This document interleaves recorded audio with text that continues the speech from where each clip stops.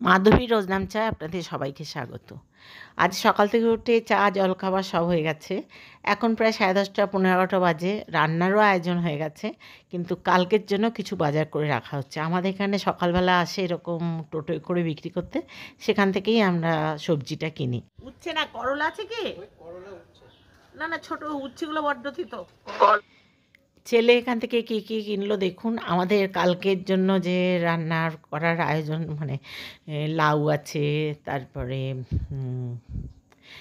আরও আছে, পটল আছে, ঢ্যাঁড়স আছে। তা ওগুলো আজকে কী কী রান্না করব সেটা আপনাদের সাথে পরে শেয়ার করছি। এখন কি বাজার এনেছে সেটাই আপনাদের সাথে একটু শেয়ার করে নিচ্ছি।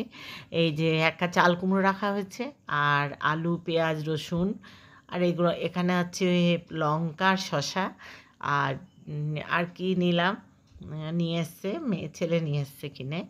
এই যে দেখুন, শসা আর কাঁচা লঙ্কা। শসাগুলো কিন্তু এগুলো বেশ ভালোই, শসাগুলো টাটকা একদম। বেশ 1 কেজির মতো শসা নিয়ে নিয়েছে। তো এই আসলে কি শসা মশা এগুলো ভালোই লাগে মুড়ি টুড়ি দিয়ে খেতে বা স্যালাড খেতে, সবই ভালো লাগে, আর ওই জন্য নেওয়া। আর এখানে করলা নিয়েছি, উচ্ছে নিইনি। উচ্ছেগুলো খুব ছোটো ছোটো আর ভীষণ তিতো হয়। আর আলু কিছুটা নিয়েছি। প্রতিদিনের বাজার প্রতিদিন নিয়ে নিই। এখানে 1 কেজি আলু আছে, কি 1.5 কেজি হবে, যাই হোক। আর এখানে দেখতেই পাচ্ছেন কী কী বাজার হয়েছে। আর না, কালকের একটা লাউ আছে, পটল আছে, ঢ্যাঁড়স আছে, ওইগুলো থেকে দেখি কি রান্না করি। রান্না করব যখন, তখন লাউটা, নিরামিষ রান্নাটা আমি বেশিরভাগ সময় করি, আর মাছ, মাংস, ডিম এগুলো সব বৌমা করে। আর এই যে আম আছে 2টো আম, এখন অনেক দাম কাঁচা আমের। এখন এই আমগুলো রাখলাম। ছেলে বলছে তোমার যত সব। আর এই মাশরুম 2টো অন্য একজনের কাছ থেকে নেওয়া হয়েছে, 2 প্যাকেট। এক একটা মাশরুমের দাম 55 টাকা করে। আগে 50 টাকা ছিল, এখন 55 টাকা হয়ে গেছে। এই তো এই কটা জিনিসের দাম 200 টাকা, মানে মাশরুমটা বাদ দিয়ে। তা আমি লাউটা তারপর কেটে নিয়েছি। লাউটা কেটে নিয়েছিলাম, এবং লাউটা একটু অন্যরকমভাবে রান্না করছি। শুকনো লঙ্কা ফোড়ন দিয়েছি তেলে, আর রাঁধুনি দিয়েছি। আর এটা হচ্ছে গোবিন্দভোগের চাল, কেন মুগ ডাল দিয়ে করি, কিন্তু মুগ ডাল আজকে দিলাম না, কেন ছেলে খায় না মুগ ডালে, ওর গ্যাস হয়।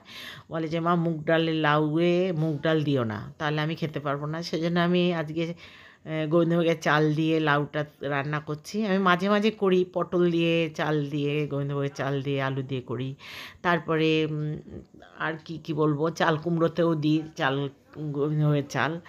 আর চালটা দিলে একটা সুবিধা কি, আমাকে আটা দিয়ে জলটা কমাতে হয় না। যে লাউয়ের তরকারি করছি, প্রচুর জল বেরিয়েছে, আর জল বেরিয়ে লাউ সেদ্ধ হয়ে যায়।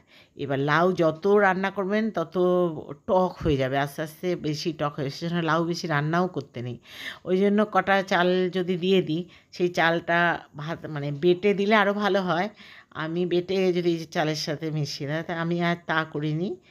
আর এদিকে আজকে রান্না হবে কী কী, দেখুন লাউয়ের চোখলাটা ভাজা হবে, আর পেঁয়াজ কেটে রেখেছে মাংসের জন্য, ওটা বৌমা করবে। দেখছেন একটু ঢাকা দেওয়াতে কত জল বেরিয়ে গেছে। আমি লাউয়ে নুন হলুদ সব দিয়ে রান্না করি। আর বৌমা কিন্তু লাউ তরকারি রান্না করলে হলুদ দিতে চায় না, বলে যে না হলুদটা কম দাও। পোস্ত করে আর কি, যখন পোস্ত করে তখন একদম হলুদ দিতে চায় না, দিয়ে তরকারিটা একটু বিড়ালের গুয়ের মতো লাগে দেখতে, রঙটা আমার ভালো লাগে না একদম। আমি হলুদ দিয়ে নিই, পোস্ত খেলেই আমরা হলুদ দিই।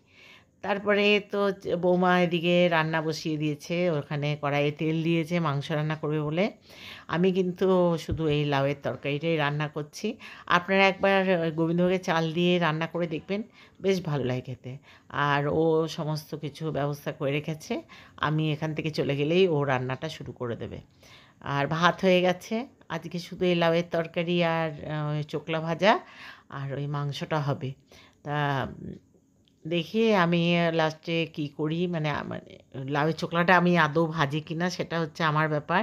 তা লাউয়ের তরকারিটা করার উদ্দেশ্য হচ্ছে, মাংস করলে না করলেও হয়, কিন্তু লাউয়ের তরকারিটা করলে আমার বেশ ভালো ভাত খাওয়া হয়। লাউ তরকারি দিয়ে ভাত খেয়ে নিলাম, তারপরে মাংস দিয়ে অল্প একটু ভাত খেয়ে মাংসটা শুধু শুধু খেলাম।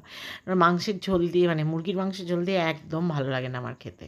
আমার রুটি খেতে ভালো লাগে, ভাত খেতে ভালো লাগে না। আচ্ছা, যদি আমার ভিডিওটা আপনাদের ভালো লাগে, এইখানে আমি আজকে শেষ করে দেবো। আমার ভিডিওটা যদি আপনাদের ভালো লাগে লাইক শেয়ার কমেন্ট করবেন, আর বেশি ভালো লাগলে সাবস্ক্রাইব করে আমার পাশে থাকবেন। অল বাটনটা বাজিয়ে দিলে আমাদের যত ভিডিও ছাড়বো নোটিফিকেশান আপনার কাছে চলে যাবে। আর লাউয়ের তরকারিটাতে আপনারা একবার গোবিন্দভোগের চাল দিয়ে ভেজে একবার করে খেয়ে দেখবেন। এই যে আলগা আটা ছড়াতে হয় না, সেই আটাটা ছড়াতে হয় না। আমরা কিন্তু আটাটা ছড়াইনি। মানে লাউয়ের মধ্যে এই গোবিন্দভোগের চালটা সেদ্ধ হয়ে মানে ওটা মাখা মাখা হয়ে যায়। আর একটু তো আলু দিই, যখন লাউটা কাটি তখন একটার অর্ধেক আলু আমি দিয়ে দিই, শুধু লাউ খেতে নেই বলে। আসলে লাউটা মুজবে না বা মাখা মাখা হবে না বলেই একটু অর্ধেক আলু দিয়ে দেয়। তাই লাউয়ের তরকারিটা আমি আর বৌমা খাবো, নাতি নাতনিরা তো খেতে চায় না এটা। তা আমার কিন্তু লাউয়ের তরকারি ভীষণ ভালো লাগে। লাউয়ের তরকারি, লাউয়ের চোখলা ভাজা, লাউয়ের চোখলা বাটা, এগুলো আমার ভীষণ পছন্দের খাবার। আর মুরগির মাংস হচ্ছে, মুরগির মাংস তো ওদের জন্য, ওরা খুব ভালো খায়। ছেলের বউ, নাতি, তারপরে ওদের 3 বেলা মাংস দিলে 3 বেলাই মাংস খাবে। মানে দুপুরে খাবে, বিকালে খাবে মুড়ি দিয়ে, আবার রাতে খাবে ভাত দিয়ে। আর আমি কিন্তু লাউয়ের তরকারিটা দিয়েই দুপুরবেলাও খাবো, রাত্রিবেলাতেও খাবো। আর লাউয়ের চোখলা ভাজাটা এখনও হয়নি, যদি হয় তাহলে তো দেখতে পাবেন। আর না হলে ওরকম কালকে ফ্রিজে ঢুকিয়ে রাখবো, কালকে আবার হবে। আপনারা সবাই ভালো থাকবেন, সুস্থ থাকবেন। আমার পরের ভিডিওর জন্য আপনাদের আবার অনেক ভালো